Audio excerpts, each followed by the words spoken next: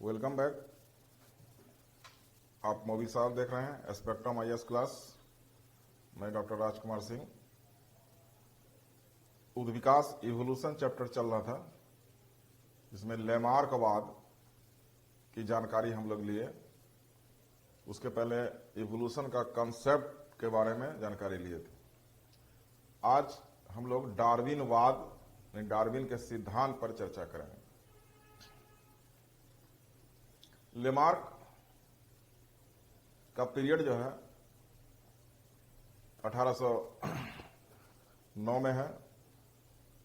Philosophic zoologic उन्होंने दिया था बुक में। सबसे पहला उद्विकासीय सिद्धांत देने वाले विद्वान थे लेमार्क। उसके बाद 59 आ जाता है। यूनान ग्रीक के विद्वान चार्ल्स बेबेज डार्विन थे। डार्विन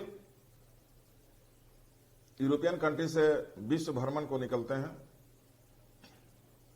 वो विश्व भ्रमण तो नहीं करते हैं, लेकिन दक्षिण अमेरिका के पेरू के तट के पश्चिम प्रशांत महासागर के भाग में 14 टापुओं का द्वीप समूह है, जिसका नाम है गैलापेगस द्वीप समूह आइलैंड।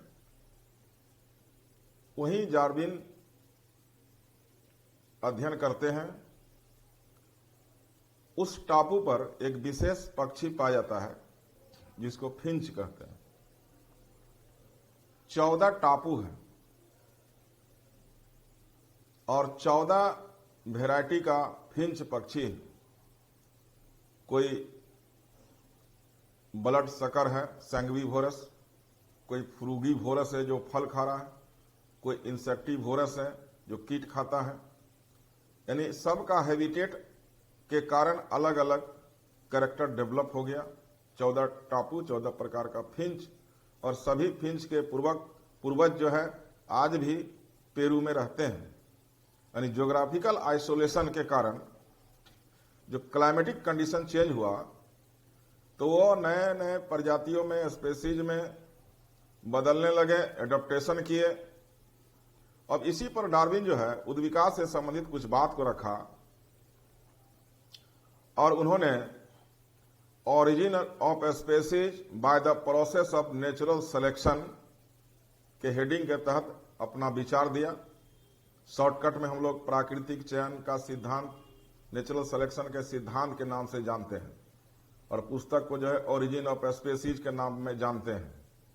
डार्विन ने क्या कहा, इस चीज का हम लोग चर्चा करेंगे। तो इसका समरी पहले हम बना लें। इनका बुक के रूप में ओरिजिन ऑफ स्पेसीज,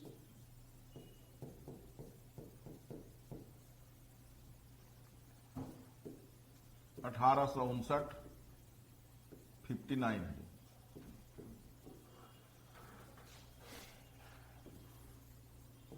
सिद्धांत जाएंगे हम तो नेचुरल सिलेक्शन, प्राकृतिक चयन,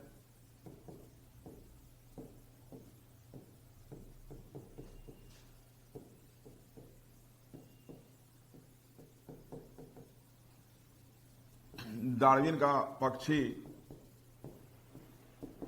फिंचेज है।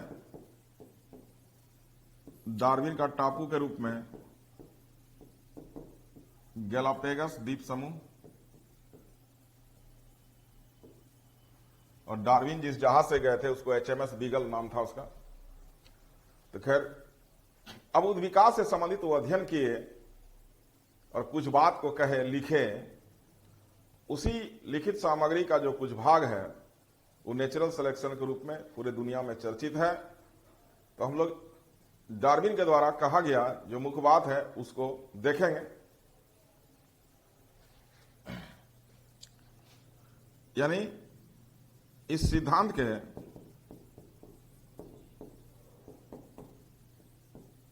प्रमुख बिंदु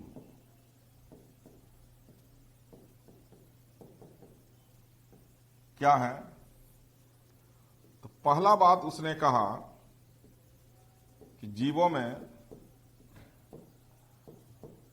संतान उत्पत्ति या प्रजनन की अपार क्षमता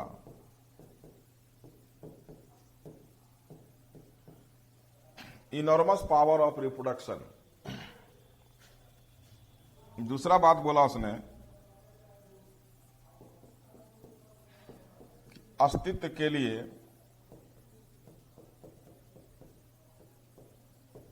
संघर्ष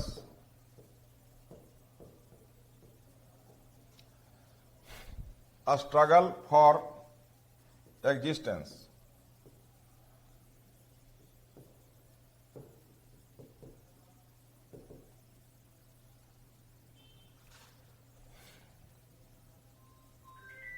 तीसरा बात बोला इसने,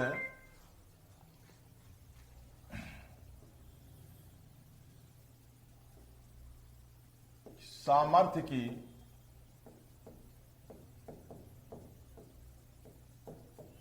उत्तरजीविता, सर्वाइवल ऑफ द फिटेस्ट।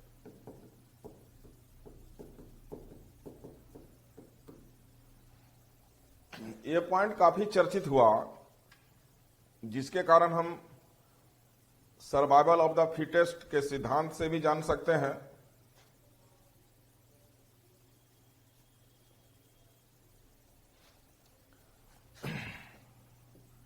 विभेद वेरिएशन तथा आनुवंशिकता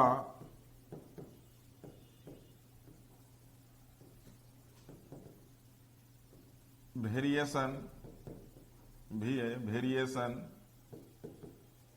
एंड हेरिडिटी।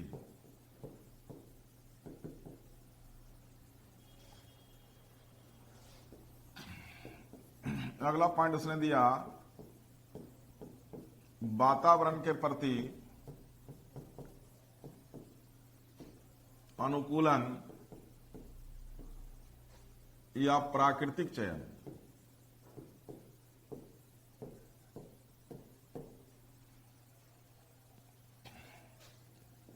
और लास्ट में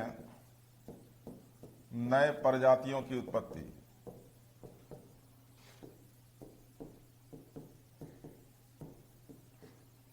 फॉर्मेशन ऑफ न्यू स्पेसीज। ये इनका क्रमबद्ध पॉइंट है।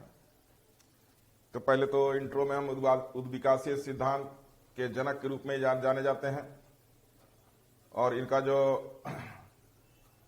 हेडिंग था, origin of species by the process of natural selection, उसी के तहत ये सारा तोड़ तोड़ के बताया जा रहा है आपको कि 5 पॉइंट मेनली है। तो पिछले पेज में 2 पॉइंट आया है, जीवों में प्रजनन की अपार क्षमता, इनॉर्मस पावर ऑफ रिप्रोडक्शन, इसका अंग्रेजी होगा इनॉर्मस पावर ऑफ रिप्रोडक्शन।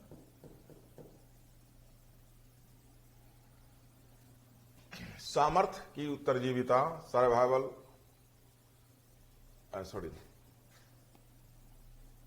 दूसरा पॉइंट था अस्तित्व के लिए संघर्ष, स्ट्रगल फॉर एग्जिस्टेंस। तीसरा है सामर्थ्य की उत्तरजीविता, सर्वाइवल ऑफ द फिटेस्ट, विभेद तथा आनुवंशिकता, हेरिडिटी एंड वेरिएशन, वातावरण के प्रति अनुकूलन, प्राकृतिक चयन, और नए प्रजातियों की उत्पत्ति। सबसे लास्ट हो गया प्रोडक्ट, हो गया प्रजाति, नया स्पेसीज बनेगा। नया स्पेसीज बनना ही इवोल्यूशन है, उसी चीज को हम लोग को देखना है। अब हम 1 बाय 1 इसमें आगे बढ़ेंगे। तो पहला पॉइंट हम लेंगे,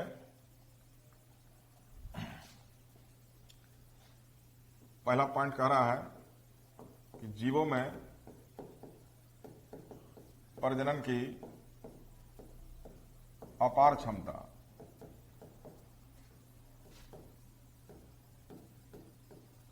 डार्विन ने कहा है कि किसी भी जीव में प्रजनन की अपार क्षमता होती है, जिसके कारण उसकी जनसंख्या लगातार बढ़ती है।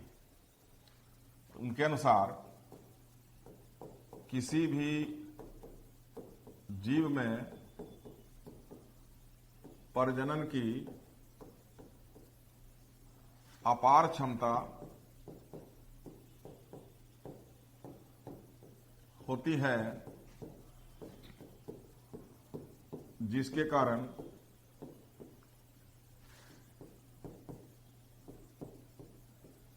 उसकी जनसंख्या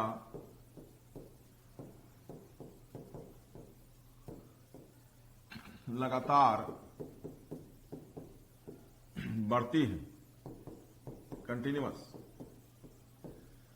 किसी जीव का जनसंख्या जो है, पॉपुलेशन जो है, वो कंटिन्यूअस इंक्रीजिंग ऑर्डर में रहता है।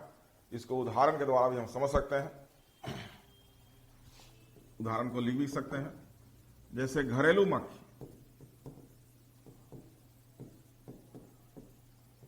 3 माह के दौरान 3000 अंडा एग्स देती है।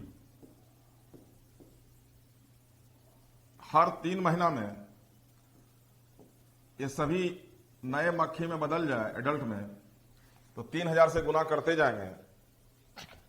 कुछ ही वर्ष के बाद इतना मक्खी होगा कि पृथ्वी पर खाली मक्खी दिखाई देगा, लेकिन वास्तव में ऐसा नहीं होता है।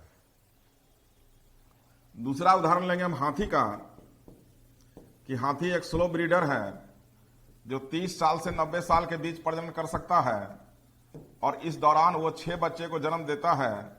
तो यदि एक जोड़ा हाथी लें और वो 90 साल में 6 बच्चे बना दे, फिर 90 साल में 6 गुना 6 हो जाएगा, फिर अगला 90 साल में 36 गुना 6 हो जाएगा, फिर अगला 90 साल हम बढ़ेंगे तो 36 गुना 36, फिर अगला 90 साल बढ़ेंगे तो 36 गुना 36 गुना 6, जो लगभग होगा 7776, यानी 8000 के लगभग ये हो जाएगा।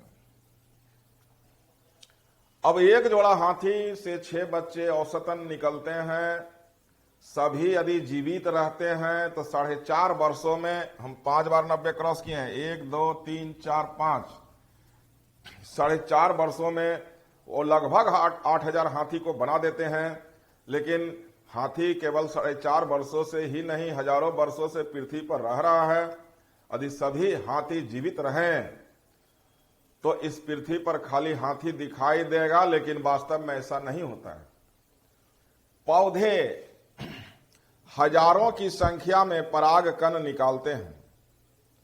यदि सभी पराग कण फर्टिलाइजेशन करके नया पौधा बना दे तो उसी प्रजाति का पौधा जो है इस पृथ्वी पर दिखाई देगा, लेकिन वास्तव में ऐसा नहीं होता है। मछलियां हजारों अंडा देती है, मेढक हजारों अंडे देते हैं। सभी जीवित हो जाएं तो उसी प्रजाति का जीव जो है इस पृथ्वी पर फैल जाएगा, लेकिन ऐसा नहीं होता है। तब प्रश्न उठता है कि जनसंख्या तो बढ़ गया, लेकिन उन जीवों के बीच रहने के लिए, खाने के लिए, प्रकृति से प्रजनन के लिए संघर्ष होता है, जो हमारा अगला पॉइंट कहता है। तो अगला पॉइंट में हम जाते हैं।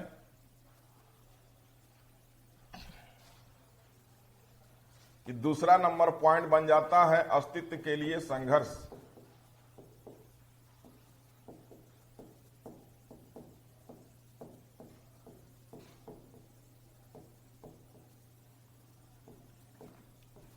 Struggle for existence. जनसंख्या बढ़ गया। पहला पॉइंट था कि प्रजनन का क्षमता अपार था, उसका रिजल्ट हो गया जनसंख्या में वृद्धि। जिस रेशियो से जनसंख्या बढ़ता है उस रेशियो से भोजन नहीं बढ़ता है। इस संदर्भ में माल्थस ने भी अपने विचार दिए थे। द थ्योरी ऑफ पॉपुलेशन उनका प्रकाशन हुआ था, 1805 या 3 के लगभग में है। उसमें उन्होंने बताया था कि जनसंख्या जो है वो ज्योमेट्रिकल यानी ज्यामितीय अनुपात से, जबकि अनाज जो है वो अंकगणितीय अनुपात से बढ़ती है, यानी रेशियो एक साथ नहीं होता है। तो जनसंख्या बढ़ गया तो भोजन के लिए, चूंकि भोजन सीमित है, जीव जंतुओं के बीच जो है संघर्ष होने लगता है, स्ट्रगल। तो जीव जंतुओं के बीच संघर्ष, तो यहां लिखेंगे कि जनसंख्या बढ़ने के कारण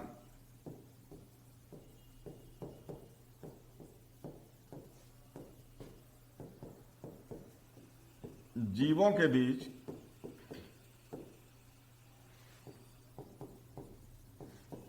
संघर्ष, स्ट्रगल होने लगते हैं। यह संघर्ष किस चीज के लिए संघर्ष? तो भोजन, आवास यानी रहने के लिए संघर्ष, प्रजनन के लिए संघर्ष और वातावरण,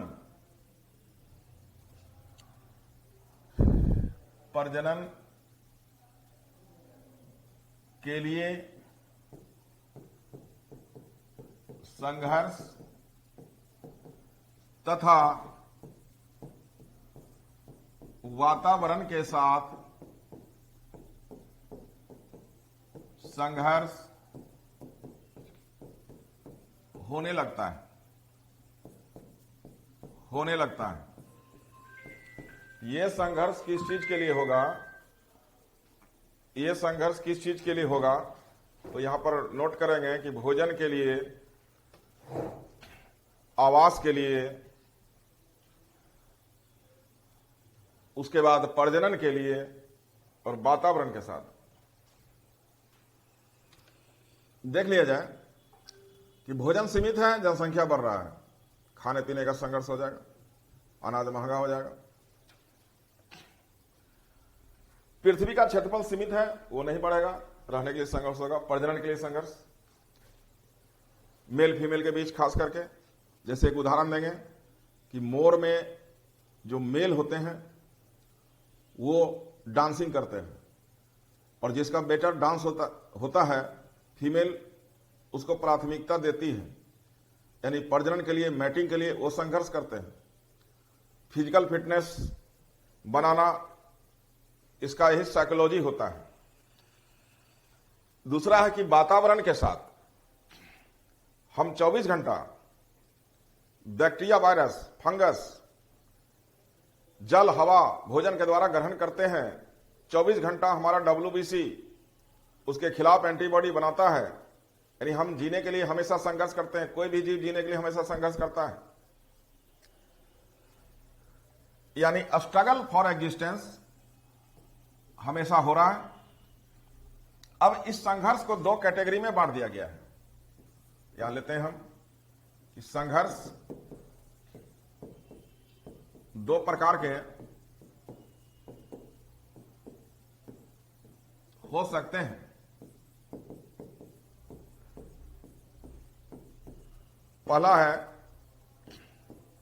इंटर स्पेसिफिक स्ट्रगल या संघर्ष, इसी को देवनागरी में लिखना पड़ेगा। इंटर स्पेसिफिक संघर्ष, इसमें क्या हुआ कि दो या दो से अधिक या दो से अधिक भिन्न प्रजातियों के बीच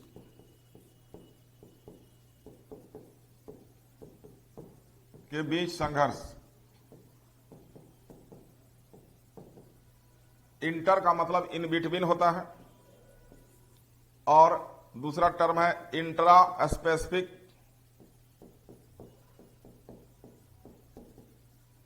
संघर्ष, स्ट्रगल, इंट्रा माने विदिन होता है, का मतलब समान प्रजातियों के बीच, जैसे आदमी आदमी के बीच, कुत्ता कुत्ता के बीच भोजन के लिए संघर्ष हो रहा है, स्पेसीज सेम है, तब ये हम उसको इंट्रा बोलेंगे। तो संघर्ष एक समान प्रजाति के जीव के बीच हो सकता है, स्पेसीज के जीव के बीच हो सकता है और विभिन्न प्रजातियों के बीच हो सकता है। दोनों तरह का संघर्ष, जैसे मनुष्य मनुष्य के बीच संघर्ष है, रहने खाने जगह बनाने के लिए। करियर बनाने के लिए संघर्ष, तो हर तरह का संघर्ष, सब मिलाकर जीवन संघर्ष है ये। अब इस संघर्ष का रिजल्ट क्या है? इस संघर्ष का रिजल्ट है सर्वाइवल ऑफ द फिटेस्ट। यानी तीसरा पॉइंट चला गया कि सामर्थ्य की उत्तरजीविता, अंग्रेजी वर्ड इसका चर्चित है, सर्वाइवल ऑफ द फिटेस्ट।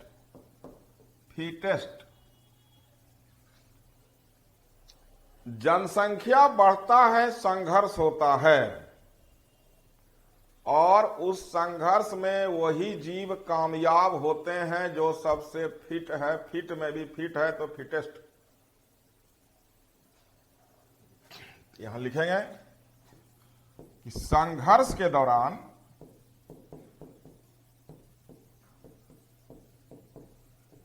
वही जीव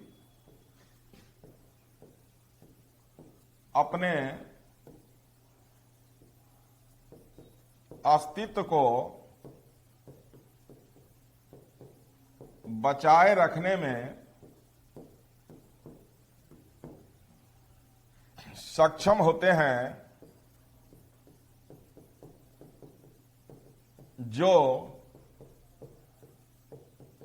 सर्वोत्तम हैं, फिटेस्ट हैं।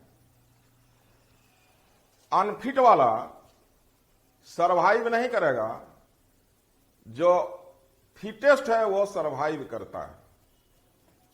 बैक होते हैं कि हमारा मुद्दा था कि जनसंख्या में वृद्धि होता है। कारण है कि जीव में प्रजनन का अनलिमिटेड पावर है। जनसंख्या में वृद्धि होने के कारण संघर्ष होता है,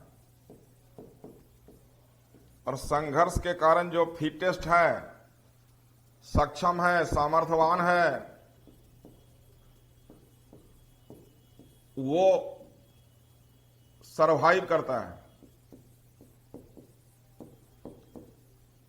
सामर्थ्य की उत्तरजीविता उदाहरण से समझेंगे। घरेलू मक्खी 3000 अंडे देती है। अब इस अंडा से निकलेगा लार्वा, इंसेक्ट है ये, लार्वा निकलेगा। अब इसका स्टेज है, लार्वा से पीपा तब एडल्ट बनेगा। ये अंडा जो है उसके अंदर पैक था ये, तो एक वातावरण फिक्स था, टेम्परेचर ह्यूमिडिटी फिक्स था, भोजन भी रख दिया गया अंडा के अंदर, उसका काम चल गया।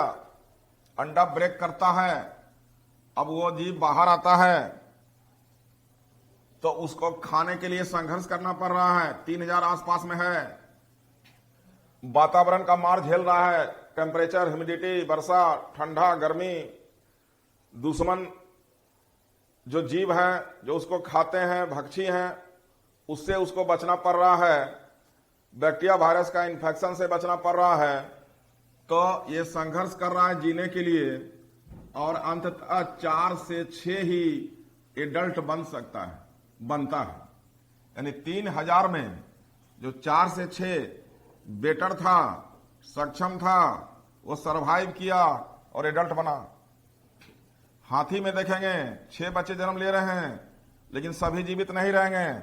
एवरेज 1 से 2 हाथी ही एडल्ट तक जा सकता है। एक्सीडेंटल कारणों से, भूख से, संक्रमण से, अन्य कारणों से जो है वो अपना जीवन खो देते हैं। यानी जीवन संघर्ष करते हैं और उसमें कुछ कामयाब होते हैं, अधिकांश जो है कामयाब नहीं हो पाते हैं।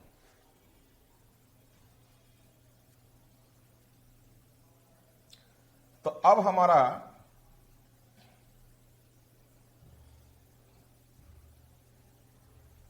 पॉइंट आ गया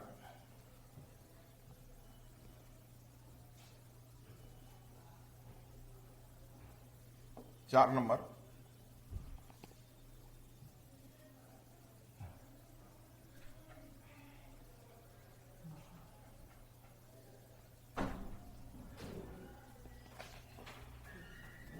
विभेद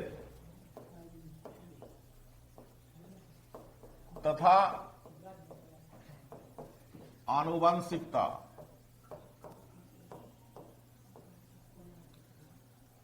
वेरिएशन एंड हेरिडिटी, कि जीव जंतु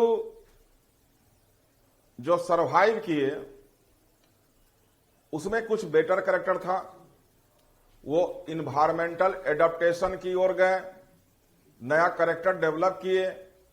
तो समान प्रजाति के जीव में भी वेरिएशन देखा जाता है कि कुछ सरवाइव करने के लिए अनुकूलन स्थापित करते हैं, वेरिएशन करते हैं, और ये वेरिएशन जब पीढ़ी में चला जाता है, ये विभिन्नता जब पीढ़ी में चल जाता है, जनरेशन में चला जाता है, तो वो अनुवांशिक कहला जाता है।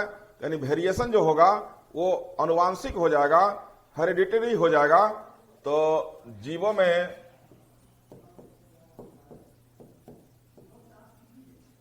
वातावरण से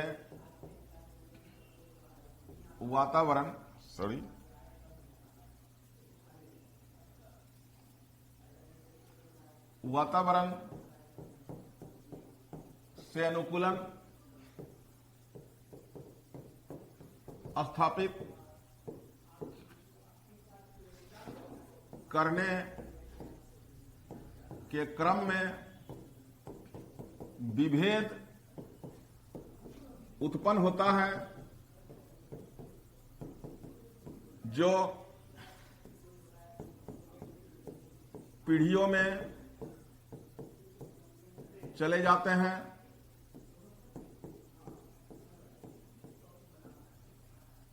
यानी कोई भी प्रजाति जीवन संघर्ष, यानी प्रजातियों में या जीवों में जीवन संघर्ष के दौरान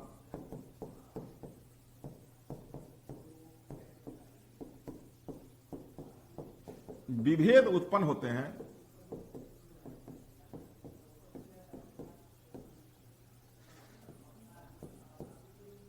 जो आनुवांशिक हो जाते हैं।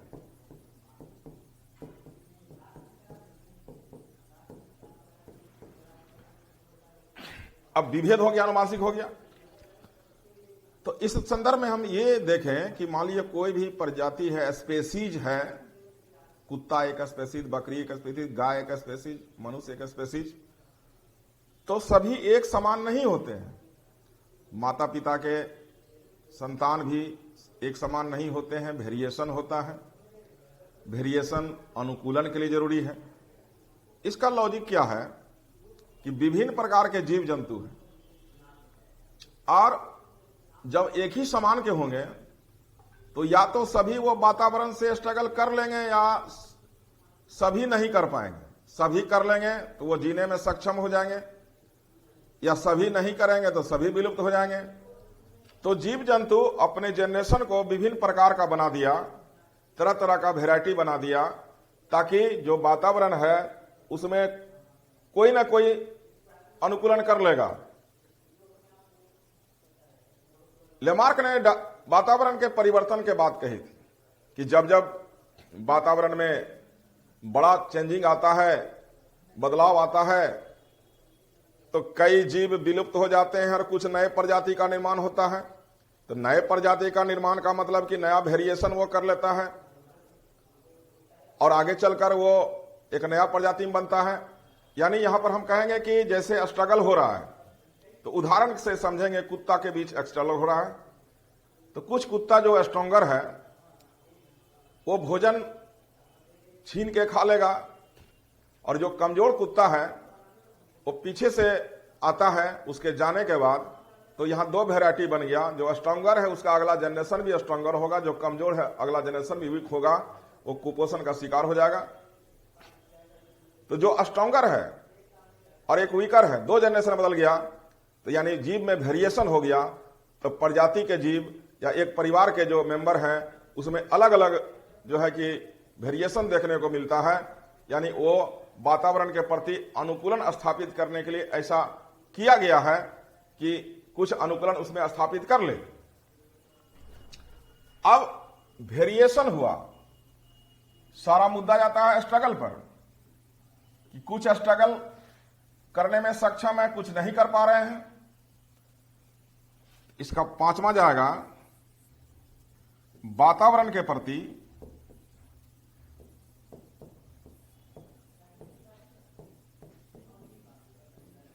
अनुकूलन या प्राकृतिक चयन।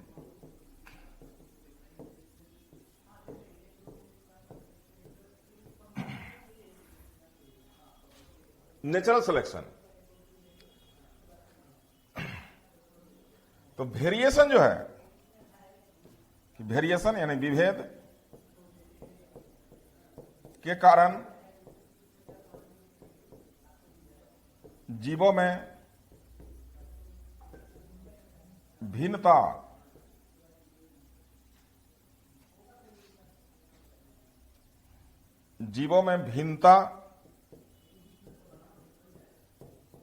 आती है,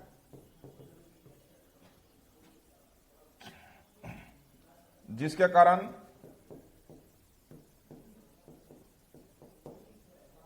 जीव नए वातावरण में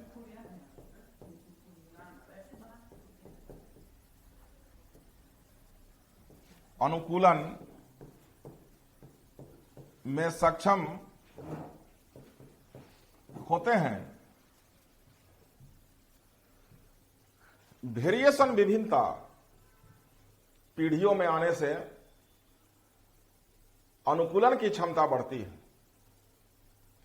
अब इधर प्रकृति की बात करेंगे कि हमारा मुद्दा था प्राकृतिक चयन, अनुकूलन के बाद प्राकृतिक चयन। अब वेरिएशन, अनुकूलन और तो प्राकृतिक चयन। इधर मुद्दा क्या है कि प्राकृतिक आने वाले वातावरण के लिए, आने वाले वातावरण के लिए अच्छे से अच्छे जीवों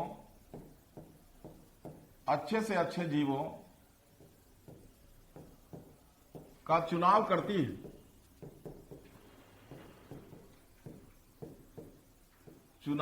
है।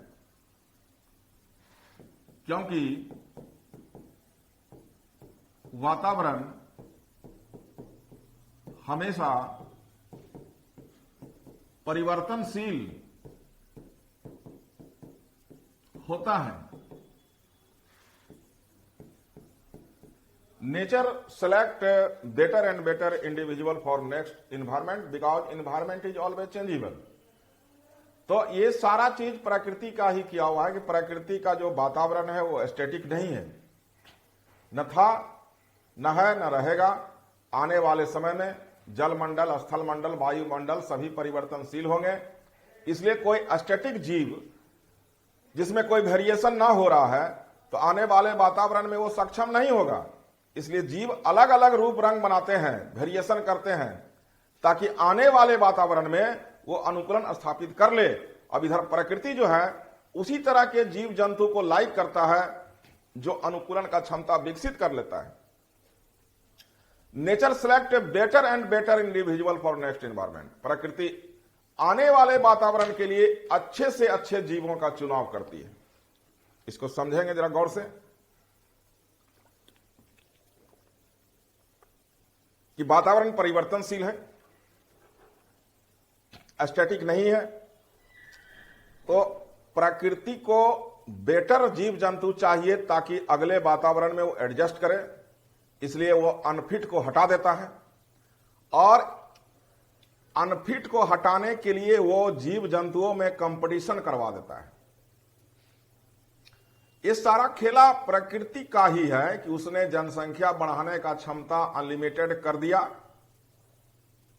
भोजन आवास सीमित कर दिया और जीव जंतु को संघर्ष करा दिया, और उसमें जो सक्षम है प्रकृति उसको सेलेक्ट किया। उसी को नेचुरल सिलेक्शन कहा गया। ये सारा प्रायोजित है प्रकृति के द्वारा। कि कंपटीशन करा के बेटर जीव जंतु को सेलेक्ट किया और जो अनफिट है उसको रिजेक्ट किया। कुछ का सिलेक्शन हुआ, अधिकांश का रिजेक्शन हुआ। जो कंपटीशन आज का है उसी तरह का है कि एग्जामिनेशन बोर्ड कुछ क्वेश्चन दे दिया, अब सब दिमागी संघर्ष कर रहे हैं। अब उसमें जो कामयाब है उसका सिलेक्शन, अधिकांश का रिजेक्शन। प्रकृति में उसी तरह का होता है। यही कारण है कि इस पृथ्वी पर कई जीव विलुप्त हो चुके हैं।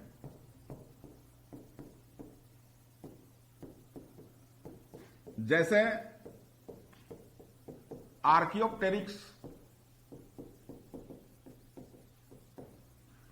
डोडो पक्षी,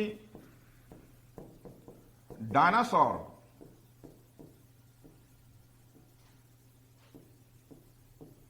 इत्यादि तथा कई संकटग्रस्त इंडेंजर हो गए हैं।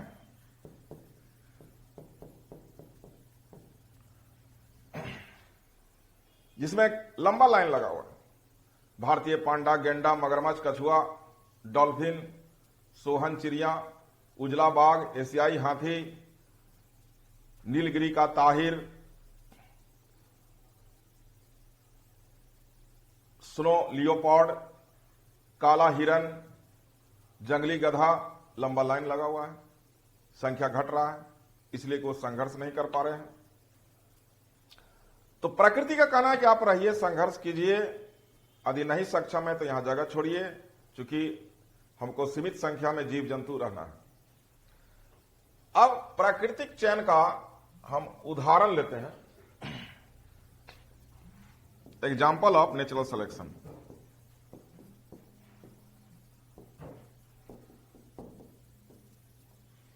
दो उदाहरण लेंगे।